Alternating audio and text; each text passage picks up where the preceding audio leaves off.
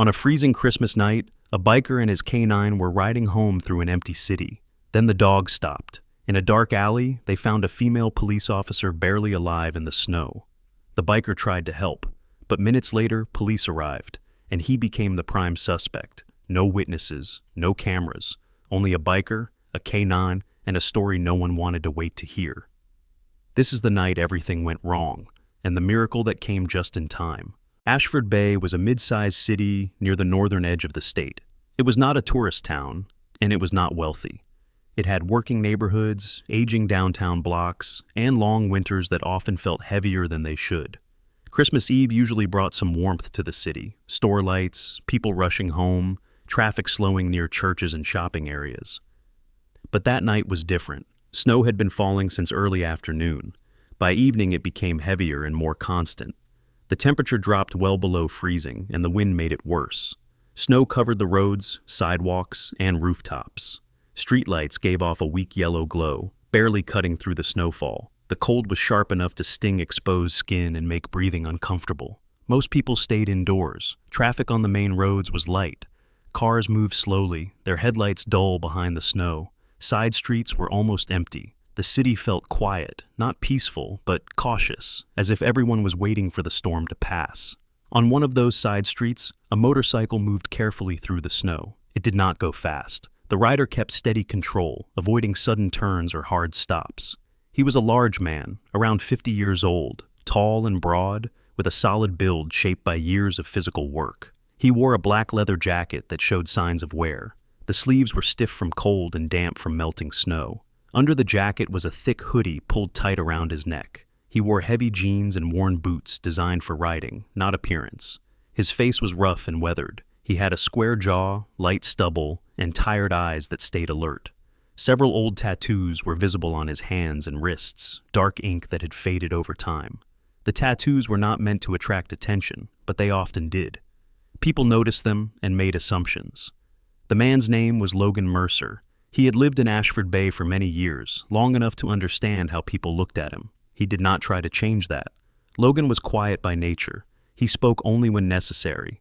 He kept to his routines and avoided trouble when possible. Walking beside the motorcycle was a dog. The dog was a Belgian Malinois, medium-sized but muscular, with a short tan coat and a black face mask.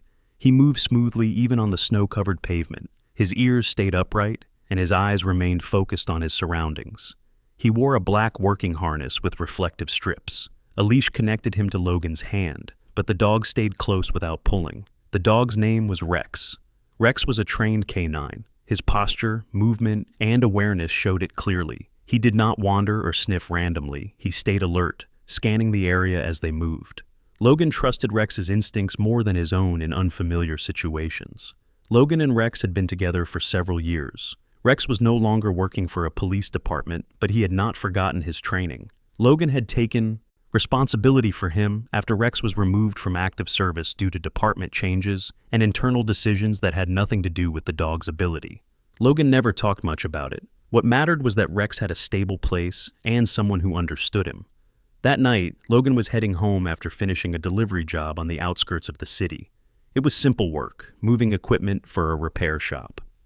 He did not celebrate Christmas in any special way. He planned to get home, warm up, feed Rex, and stay inside until morning. He turned off a larger road onto a narrower street behind a row of closed businesses.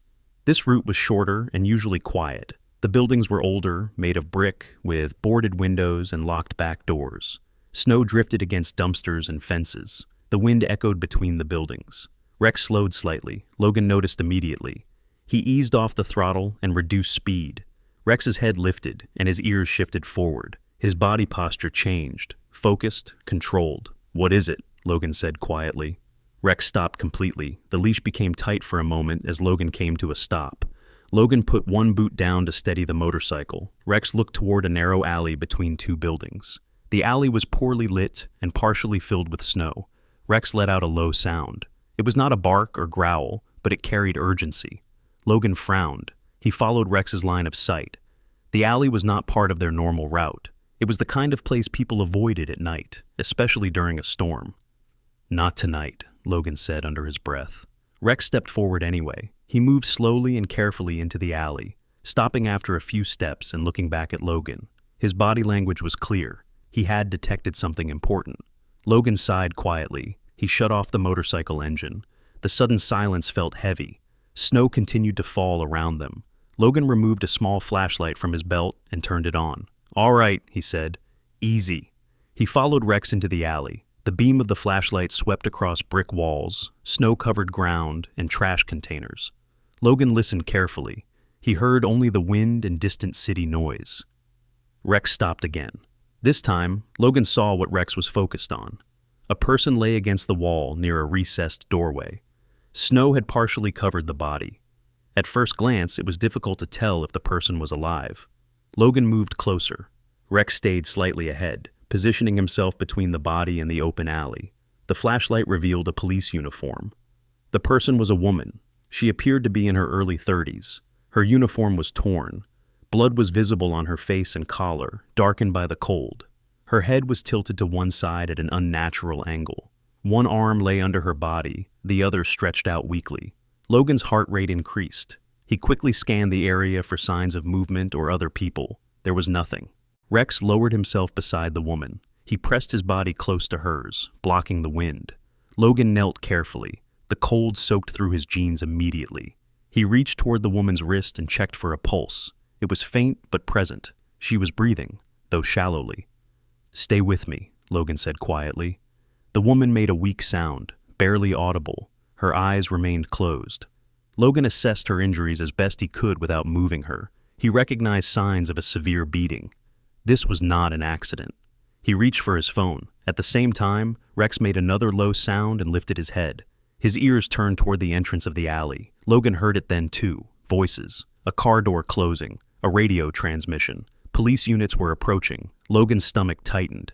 He looked down at the woman, then at Rex, then toward the alley entrance, where flashing light began to reflect faintly against the snow. He understood immediately how this would look. A large biker, tattoos, a canine dog, a badly injured female police officer. No witnesses, no cameras visible. Logan did not move away. He stayed kneeling beside the woman. Rex remained pressed against her, protective and alert. Logan held his phone in one hand, ready to call for help, even as help was already arriving. Snow continued to fall, and within seconds, the situation would no longer be under his control. The first police cruiser entered the alley slowly, tires crunching over snow. Its headlights flooded the narrow space with white light, reflecting off brick walls and frozen ground. A second cruiser followed close behind, emergency lights flashing red and blue against the falling snow. The sound of radios and engines replaced the quiet Logan had been standing in moments earlier. Logan stayed where he was. He remained kneeling beside the injured officer, one hand near her wrist, the other holding his phone. Rex did not move. The dog stayed pressed against the woman's side, his body positioned to block the wind. His head was lifted now, ears forward, eyes locked on the approaching officers. Two uniformed officers stepped out of the first cruiser. Both were bundled against the cold. One was tall, broad-shouldered, likely in his early 40s, with the posture of someone used to command. The other was shorter, younger, scanning the scene quickly and carefully. Their hands hovered near their belts as they advanced. "Police!" the taller officer called out. "Don't move!" Logan raised his head slowly. He did not stand. He did not argue. "I found her like this," he said, keeping his voice steady. "She's alive." The younger officer noticed the badge on the woman's uniform and stopped short. "She's one of ours," he said sharply. The mood shifted immediately.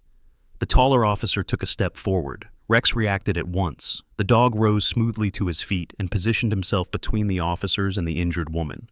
His body stiffened. His lips pulled back slightly, revealing his teeth. A deep, controlled growl came from his chest. "Get that dog back," the taller officer ordered. "He won't bite," Logan said quickly. "He's trained. He's protecting her." "Move the dog," the officer repeated, louder this time. Logan reached for Rex's harness. "Rex," he said firmly. "Easy." Rex did not attack, but he did not step away either. His eyes stayed fixed on the officers. The second cruiser door opened, and two more officers joined the scene. One of them spoke into a radio, calling for medical assistance and backup. Within seconds, the alley felt crowded and tense. An ambulance arrived shortly after. The paramedics moved quickly, but stopped when they saw the dog guarding the woman. "Hold," one of them said, raising a hand. "We don't rush this." Logan spoke again. "She's hypothermic. Pulse is weak. He's keeping her warm." The paramedic nodded slightly, acknowledging the information, but his attention shifted immediately to the officers. "Dog needs to be secured," the taller officer said. "Now." Logan felt the pressure close in. He understood the situation clearly. No one there knew him. No one had seen what happened before he arrived. What they saw now was a large man with tattoos, a canine dog, and a badly injured female officer. "Step away from her," the officer ordered. "Hands." "Where I can see them." Logan hesitated for half a second. Rex sensed it and let out another low growl. "Rex," Logan said quietly, his voice firm, "stand down." The dog looked at him. For a moment, he did not move. Then, slowly, Rex took one step back, then another. He stayed close, but allowed space. That was enough. Two officers moved in immediately. One reached for Logan's arm. The other pulled his hands behind his back and secured handcuffs around his wrists. "I didn't do this," Logan said. "I was going to call it in." "You can explain that later," the officer replied. The paramedics moved forward once Rex was pulled farther back by another officer. They assessed the injured woman quickly, placed an oxygen mask over her face, and wrapped her in thermal blankets. She remained unconscious. As they lifted her onto the stretcher, Rex strained against the leash. He whined softly, his body tense with concern. Logan turned his head as far as the cuffs allowed. "It's okay," he said to the dog. "They're helping her." Rex did not understand the words, but he heard the tone. He sat down abruptly in the snow, watching the stretcher being loaded into the ambulance. His ears stayed forward. His eyes did not leave the woman. The ambulance doors closed. The vehicle pulled away, lights flashing, disappearing into the snow-covered street. Logan was guided toward the cruiser. Snow soaked into his jeans as he was made to stand. His wrists were numb from the cold metal of the cuffs. "What's your name?" an officer asked. "Logan Mercer." "You own the dog?" "He's mine to handle," Logan answered. "He's canine trained." The officer nodded, but did not respond. Rex was handed off to animal control officers who had just arrived. They approached carefully, using practiced movements. Rex resisted being led away. He pulled against the leash, his focus still on the direction the ambulance had gone. Logan felt his chest tighten. "Take care of him," Logan said. "He won't cause trouble." One of the handlers nodded. "We'll house him temporarily." Rex was led toward a separate vehicle. He turned his head once, looking back at Logan. His posture was rigid, confused, alert. The cruiser door closed behind Logan with a solid sound. The heater inside was on low, but the warmth did little to ease the tension in his body. As the cruiser pulled away, Logan looked through the window at the alley shrinking behind them. Snow was already covering the marks left by boots and tires. The place where the woman had lain was nearly indistinguishable from the rest of the ground. By the time they reached the station, news vans were already gathering near the entrance. Cameras pointed toward the doors. Reporters spoke into microphones, breath visible in the cold air. Logan saw his reflection briefly in the glass as he was escorted inside. A large man, tattoos, handcuffs. He understood something then with clarity. That his investigation had not yet begun, but the story already had. Logan Mercer sat alone in a small interview room at the Ashford Bay Police Department. The room was plain and cold. White walls, a metal table bolted to the floor, 2 plastic chairs, a camera mounted in the upper corner, its red light on. The heater worked, but poorly. The warmth never reached his hands. His handcuffs had been removed, but the feeling of restraint remained.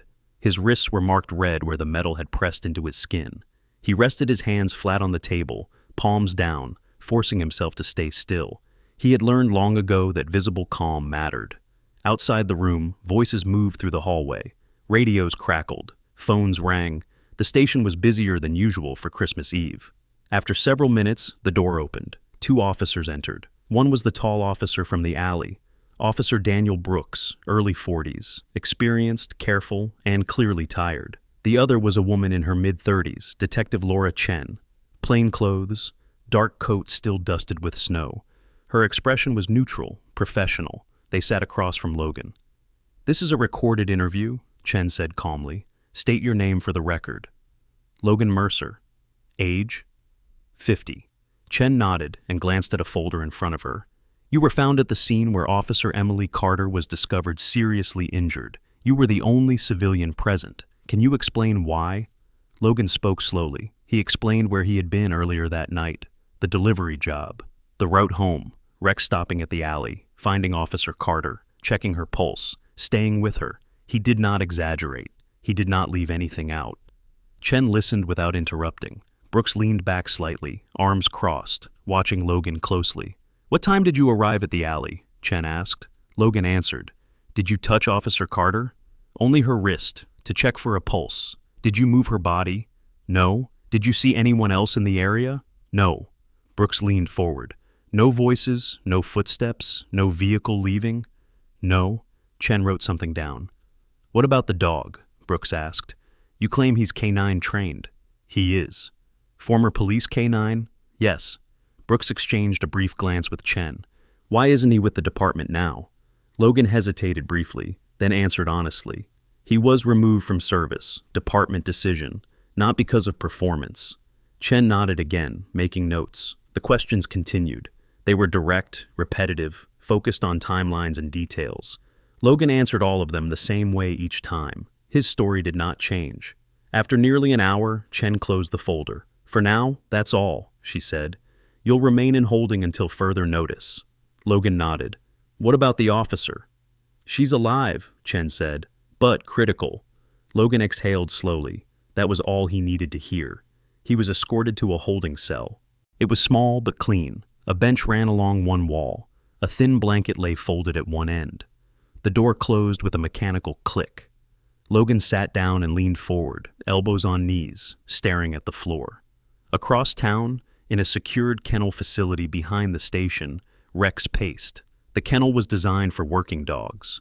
Clean concrete floors, steel bars, a raised platform bed bolted into the corner. Rex ignored the bed. He moved back and forth along the length of the enclosure, stopping every few seconds to look toward the door. He had not eaten. An animal control officer tried earlier. Rex sniffed the bowl once and turned away. His focus was elsewhere. The officer made a note on a clipboard. "Dog is anxious but not aggressive," he said to another handler. "Strong attachment to owner."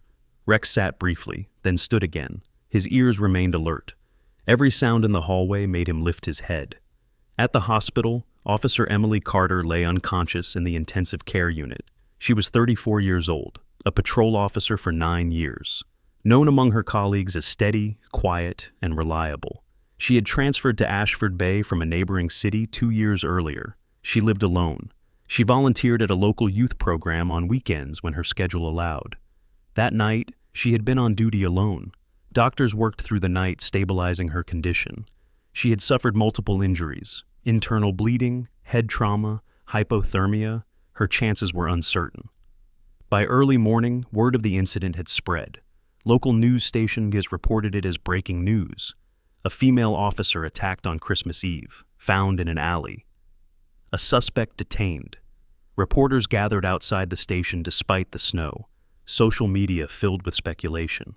Photos taken earlier that night circulated online.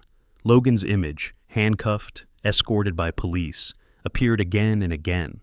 Headlines used words like brutal, shocking, and urgent.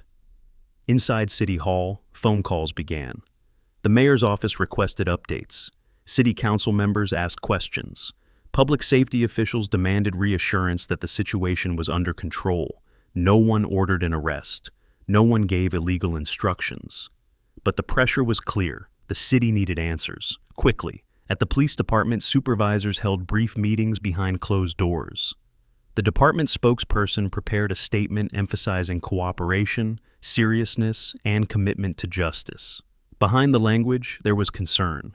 A wounded officer, Christmas Eve, cameras already watching. Logan remained in the holding cell as the hours passed.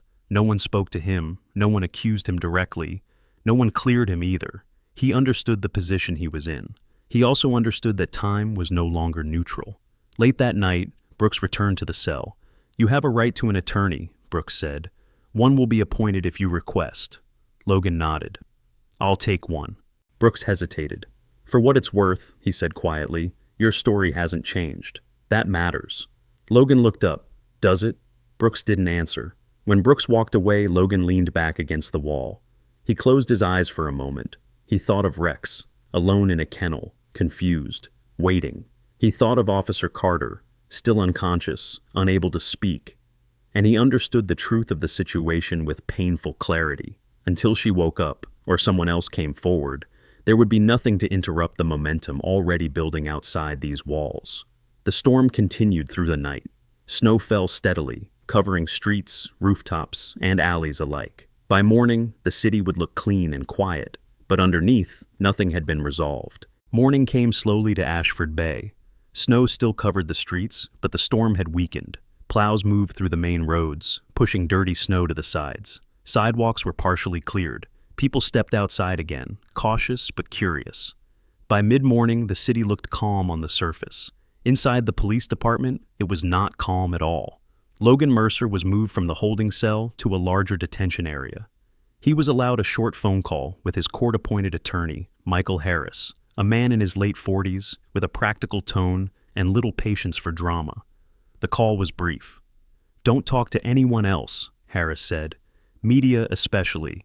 I'll be there as soon as the roads allow." Logan agreed. He didn't need reminders. Down the hallway, supervisors met with command staff. Reports were reviewed again and again. Timelines were examined. No new evidence had surfaced overnight. No witnesses had come forward. No cameras had been found covering the alley. What had changed was the attention. News vans lined the street outside the station. Reporters stood in the cold, holding microphones, speaking directly to cameras. Social media continued to circulate Logan's image. Comment sections filled with speculation, anger, and certainty. Some posts demanded accountability. Others demanded punishment. Very few asked questions. Inside City Hall, the mayor's office received calls from state officials. The issue was no longer just local. A female officer attacked on Christmas Eve carried symbolic weight. The city's leadership was expected to respond decisively. At the police department, the official language remained careful. "No charges at this time. The investigation is ongoing. All possibilities are being considered." Behind closed doors, however, the discussion was more urgent. Public confidence was fragile. The department needed control of the narrative, and time continued to pass. Logan sat quietly in the detention area. He was given food, which he barely touched. He watched officers move past without acknowledging him. None treated him harshly. None treated him kindly either. He existed in a space between suspicion and procedure. Midday, Detective Chen returned. "We're forwarding the case to the district attorney's office," she said. "That's standard?" Logan nodded. "Am I being charged?" "Not yet. But soon." Chen did not deny it. "That depends on developments." Logan understood what that meant. Developments were not appearing. Pressure was. At the kennel facility, Rex was examined by a department veterinarian. The dog showed no signs of aggression, illness, or injury. His behavior was documented as alert, anxious, and responsive to commands. "He's not a problem," the veterinarian said. "But he's stressed. Strong bond to the handler." The report was filed. It did not change Rex's situation. At the hospital, Officer Emily Carter remained unconscious. Doctors reported slight improvements in stabilization, but no change in awareness. Her injuries required constant monitoring. Family members were notified and arrived from out of town. Officers from her unit rotated quietly through the waiting area. By afternoon, a statement was released to the press. A suspect had been detained. The injured officer was receiving the best possible care. The department was committed to a full and fair investigation. The statement did not name Logan Mercer, but the cameras already had. Outside the station, a reporter asked a police spokesperson directly, "Is the man seen in custody last night responsible for the attack?" The spokesperson responded carefully, "We are investigating all aspects of the case." That answer did not stop speculation. It fed it. By evening, Logan was informed that the district attorney intended to file preliminary charges pending further evidence. Assault on a law enforcement officer. Failure to render proper aid was discussed, then dismissed. Circumstantial evidence would be emphasized. Logan listened without interrupting. His attorney arrived shortly after. Harris reviewed the situation quickly. "They don't have proof," Harris said quietly. "But they have optics, and optics matter more than they should." "What happens now?" Logan asked. "You're held. Bail hearing tomorrow."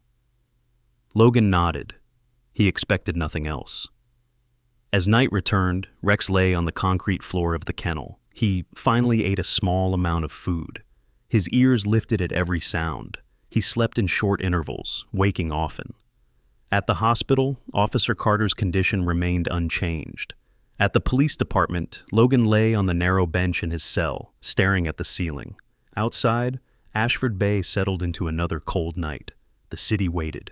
The courthouse opened early the next morning. Snow had been cleared from the steps, but the air was still cold and dry. People gathered outside despite the hour. Reporters stood near the entrance, cameras ready. Police officers maintained a visible presence, guiding people into the building and keeping the area orderly. Logan Mercer arrived in a transport vehicle just after 8. His hands were cuffed again for the transfer. He wore the same clothes from the night before, clean but unchanged. His face was calm. He kept his eyes forward and did not react to the cameras. Inside, the courtroom was already filling. A few members of the public sat in the back rows. Most were there out of curiosity. Some recognized Logan from the news. Others recognized the case. Logan was seated beside his attorney, Michael Harris. Harris spoke quietly, reviewing what would happen. "This is a bail hearing," Harris said, "not a trial. The judge decides whether you stay in custody while the case moves forward." Logan nodded. "I understand." Across the room, a representative from the district attorney's office prepared notes. The prosecutor assigned to the case was Angela Ruiz, early 40s, known for her efficiency and careful language. She had not asked for this case specifically. It had landed on her desk because of its visibility. The judge entered shortly after. Judge Robert Hale, late 60s, had served on the bench for over 20 years. He was known as methodical and reserved. He took his seat and reviewed the case summary in silence. The hearing began. The prosecutor spoke first. She outlined the situation clearly. A police officer attacked in the line of duty, found unconscious, severe injuries. The defendant was the only civilian present at the scene. No witnesses, no surveillance footage. The seriousness of the charges was emphasized. Public safety was referenced. The risk of flight was mentioned, though briefly. Harris responded calmly. He stated that Logan had cooperated fully, that there was no direct evidence tying him to the assault, that his presence at the scene was explained and consistent, that he had no recent criminal record and no history of violence against law enforcement. The judge listened carefully. He asked questions about Logan's employment, his residence, his prior record. Harris answered each one. When the judge addressed Logan directly, the room went quiet. "Mr. Mercer," Judge Hale said, "you understand the seriousness of this situation." "Yes, Your Honor." "You were found at the scene of a violent crime involving a police officer." "Yes." "Do you have anything you wish to add at this time?" Logan paused briefly. He chose his words carefully. "I didn't hurt her," he said. "I stayed because she was alive." The judge nodded once. He made a note. After a short recess, the judge delivered his decision. Bail would be denied. The ruling was framed carefully. Given the severity of the alleged crime, the uncertainty surrounding the facts, and the public interest involved, Logan would remain in custody pending further developments. The gavel struck softly. The hearing was over. Logan did not react. Harris placed a hand briefly on his arm. "We'll appeal," Harris said quietly, "and we'll keep pushing." Logan nodded. He was escorted out through a side door, away from the cameras. Outside, reporters spoke quickly into microphones. "Judge denies bail in Christmas Eve officer assault case. Suspect to remain in custody as investigation continues." The story moved forward without pause. At the kennel facility, Rex sensed the change long before anyone told him. His behavior became more withdrawn. He lay down for long periods without moving. When handlers approached, he watched but did not respond. His appetite decreased again. An officer assigned to animal care noted the behavior. "He's not aggressive," the officer said. "He's just waiting." The report was filed. There was no immediate plan for Rex's release. At the hospital, Officer Emily Carter remained unconscious. Doctors reported minimal neurological response. Family members waited in silence. Officers stood watch in the hallway. Back at the detention center, Logan returned to his cell. The routine resumed. Meals, counts, silence. That evening, Harris visited again. "They're pushing this hard," Harris said. "Not because they're certain, because they're under pressure." "How long?" Logan asked. "Hard to say," Harris replied. "Weeks, maybe months." Logan absorbed that without comment. When Harris left, Logan lay back on the bench and stared at the ceiling. He thought about the alley, the snow, Rex staying close. He thought about how quickly things had moved once the cameras arrived. He understood something clearly now. The case was no longer about what had happened in the alley. It was about what the city needed to believe. Days passed without ceremony. Inside the detention center, time followed a strict routine. Lights on, lights off, meals delivered through a slot, head counts at fixed hours. Logan Mercer adjusted quickly. He had learned earlier in life how to exist in controlled spaces. He did not complain, he did not draw attention. He answered questions when asked and kept to himself the rest of the time. His attorney visited when he could. Each visit followed the same pattern. No new evidence, no witnesses, no surveillance footage. The case remained built on circumstance and pressure. "The district attorney is holding," Harris said during one visit. "They don't want to move until something changes." Logan nodded. "And if nothing changes?" Harris did not answer directly. "Then it goes to trial." Logan understood what that meant. Months, maybe longer. At the kennel facility, Rex's condition continued to decline. He ate only when prompted. He no longer paced constantly. Instead, he lay down near the gate of the enclosure, facing the hallway. His posture remained alert, but his energy was low. The handlers noticed the change and documented it. "Dog appears depressed," one report read. "Still responsive. No signs of aggression."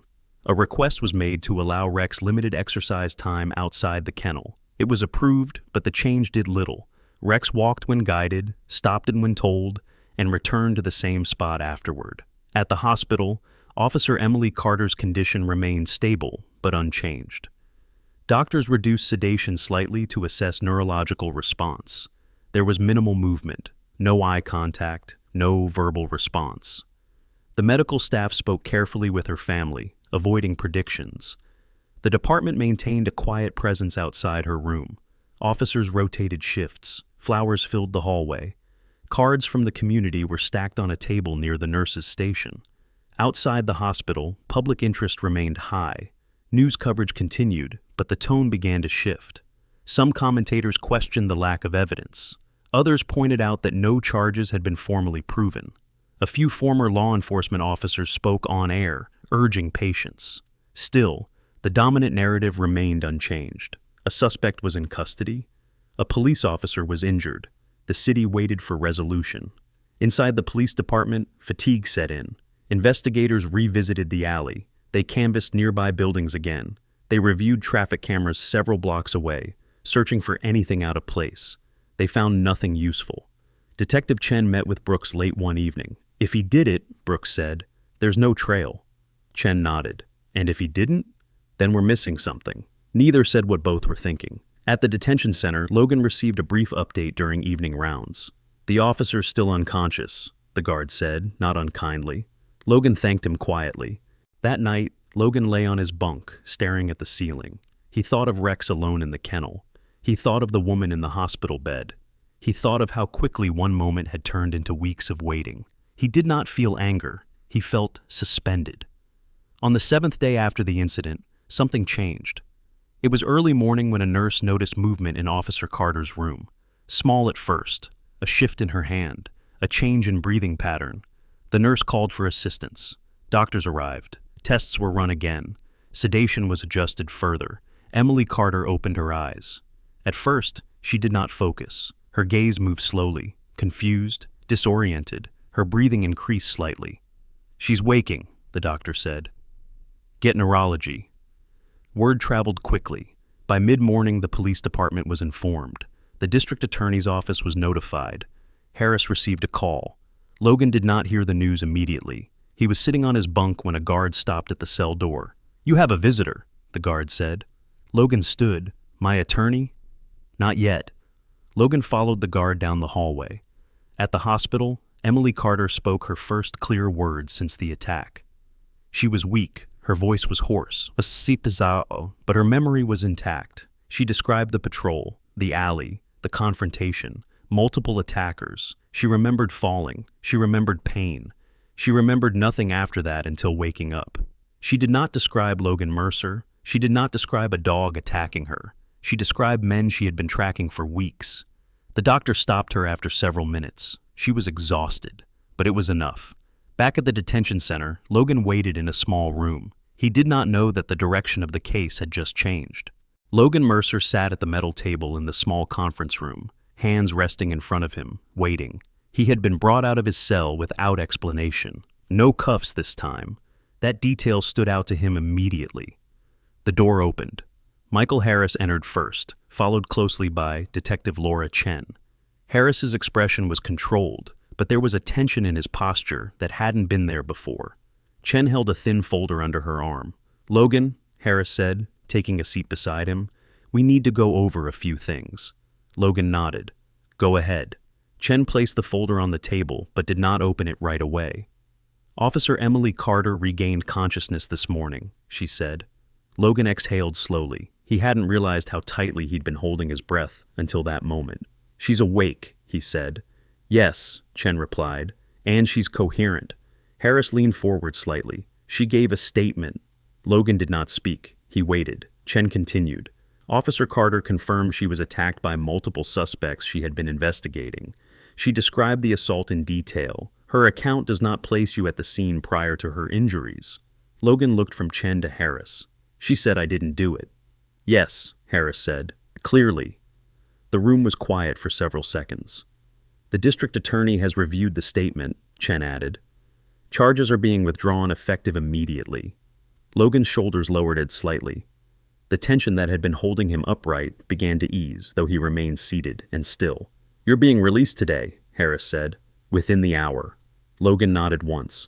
"What about Rex?" Chen answered. "Animal control has been notified. He'll be released to you." Logan closed his eyes briefly. He did not speak. When he opened them again, his voice was steady. "Thank you." Chen stood. "I'll arrange the paperwork." After she left, Harris remained seated. "They move fast once her statement was confirmed," Harris said. "Media will follow." Logan frowned slightly. "I don't want interviews." "You don't have to give any," Harris replied. "But be prepared. They'll ask." Logan nodded. "I'll keep walking." Harris stood and placed a hand briefly on Logan's shoulder. "You did everything right." An hour later, Logan stepped out of the detention center. The air outside was cold but clear. Snow reflected sunlight across the lot. Cameras were already waiting beyond the barricades. Reporters spoke loudly, calling out questions. "Mr. Mercer, do you have a statement? Were you wrongly accused? Do you blame the department?" Logan did not stop. He did not raise his voice. He simply walked. Behind him, a handler led Rex through the side gate. The dog saw Logan immediately. Rex stopped pulling. His posture changed. His ears lifted. His tail moved once, then again. When Logan knelt, Rex closed the distance quickly and pressed his head against Logan's chest. Logan wrapped his arms around the dog's shoulders and held him there. For a moment, the cameras kept rolling. Then someone lowered one. The handler handed Logan the leash. "He's been waiting," the handler said quietly. "I know," Logan replied. They walked away together. Later that afternoon, a brief press conference was held by the police department. The statement was direct. New evidence had come to light. The detained individual had been released. The investigation would now focus on suspects identified by Officer Carter. The city adjusted quickly. The narrative shifted. That evening, Logan sat in a quiet room at the hospital. Officer Emily Carter lay propped up in bed, alert but weak. Her face was still bruised. Her arm was in a sling. A uniformed officer stood near the door, giving them privacy without leaving. Logan stood near the foot of the bed. Rex sat at his side. "I'm sorry," Emily said, her voice low, "for what you went through." Logan shook his head. "You needed help, that's all." Emily nodded. "You stayed." "Yes." Rex looked up at her. Emily extended her good hand slightly. Rex leaned forward and allowed her to touch his head. "They told me he's canine trained," she said. "He is," Logan replied. Emily closed her eyes briefly. "He kept me alive." Logan did not argue. Outside the room, the hospital returned to its routines. Inside, the worst part of the story was over. The investigation moved quickly once Officer Emily Carter's statement was formally recorded. Detectives followed the details she provided: names, locations, patterns of movement, information she had been building quietly over weeks before the attack. With her testimony added to existing fragments of evidence, the picture became clearer. The suspects were not new to the department. They were part of a small but organized criminal group operating on the edge of the city. Theft, illegal transport, intimidation. Emily had been tracking them alone, carefully, without drawing attention. The alley was not a coincidence. It was an ambush. Within 48 hours, search warrants were issued. Surveillance teams were reassigned, units coordinated with neighboring jurisdictions. The arrests came early in the morning. There was no dramatic chase through the streets, no public spectacle. Officers moved in quietly. Doors were opened, weapons were secured. Several suspects were taken into custody without resistance. Evidence collected from the location supported Emily's account. By the end of the day, the department released a statement confirming multiple arrests connected to the assault on Officer Carter. The city responded with relief. News coverage shifted again. The focus moved from speculation to resolution. Headlines changed tone. The earlier images of Logan Mercer were replaced by official statements and controlled footage of police activity. No apology was issued publicly, but the narrative moved on. Officer Emily Carter continued to recover. Physical therapy began once doctors cleared her. She regained strength steadily. Her return to duty would take time, but her recovery was considered strong. Logan did not return to the hospital after their brief meeting. He did not want attention. He left that part of the story where it belonged. Instead, he went home. The house was quiet when he arrived. Rex walked through the doorway first, stopped, and looked around. Everything was where it had been. The familiar smells, the sound of the heater clicking on and off. Rex settled near the door, then moved to his usual spot on the floor. Logan removed his jacket and boots. He fed Rex and then sat at the small kitchen table. He did not turn on the television. He did not check his phone. The days that followed were simple. Logan returned to work when he was able. Some people looked at him differently now. A few avoided him. Others nodded in acknowledgement. No one asked questions directly. He did not offer explanations. Rex returned to his routine as well. His appetite returned. His energy stabilized. He walked beside Logan without hesitation, alert but calm. The city adjusted. Christmas decorations came down. Snow melted into slush, then disappeared. Life resumed its usual pace. At the police department, Officer Carter's case was closed. Internally, lessons were reviewed. Procedures were discussed. Nothing was announced publicly beyond the necessary. The city preferred quiet endings. Several weeks later, Logan stopped his motorcycle near the edge of town, where the road opened and traffic thinned. Rex stood beside him, watching the distance. Logan checked the straps on the bike and adjusted his gloves. "Ready?" he asked. Rex stayed still, focused, waiting for the signal. Logan mounted the motorcycle and started the engine. The sound cut through the open air, steady and controlled. Rex moved into position beside him. They left Ashford Bay without ceremony. No one noticed them go. The city remained behind, functioning as it always had. And for Logan Mercer and the dog who stayed with him, that was enough. Sometimes we wait for miracles to come with thunder, bright light, or something impossible to ignore. But this story reminds us that miracles often arrive quietly. On a cold Christmas night, no angel appeared in the sky. No voice spoke from above. Instead, help came through a man who chose not to walk away, and a dog who stayed when fear would have told him to leave. Maybe that was the miracle. Not that everything went right, but that someone chose to stay. In our daily lives, we pass moments like this more often than we realize. People who are hurt, people who are misunderstood, people who feel invisible.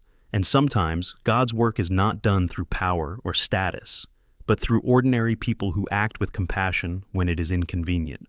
If this story teaches us anything, it is this. Faith is not only believing, it is choosing to stand where others turn away. If this story touched your heart, let it remind you to look again, to listen longer, to stay when it would be easier to leave. May God bless you and protect you wherever you are watching from. May He give you courage, kindness, and peace in your own journey. If you believe God still works through unexpected people and quiet moments, share this story with someone who needs hope today. Leave a comment below and tell us what this story meant to you. Subscribe to the channel to continue spreading faith, compassion, and light. Thank you for watching, and may God be with you.